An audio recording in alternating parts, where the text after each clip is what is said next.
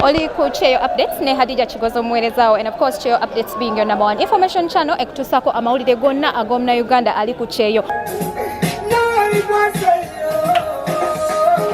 Obwedda akugobereranga nkunoonya njagala nkufunemu ng'oli wekka. Kibadde kityo olwaliro? Kibadde massive nnyo. Kanziriremu akantu ako. Eyo obasitoba nga obadde wa first guno omwezi n'okudda eri.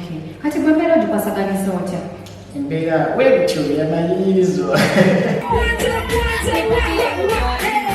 Bannange nsanyuse nnyo okubeera wano. Mulundi gwange oba gwakumeka mingi. So do you believe the same situation this girl yakuba munne gy'ayitamu, it's the same situation noli gwe bakubye gy'ayitamu? They all need the man. Obeera oyagala ne tablet CV omukyalo n'akuwa omulimu mu sales. Atya okukwatibwa obulwadde buneeno.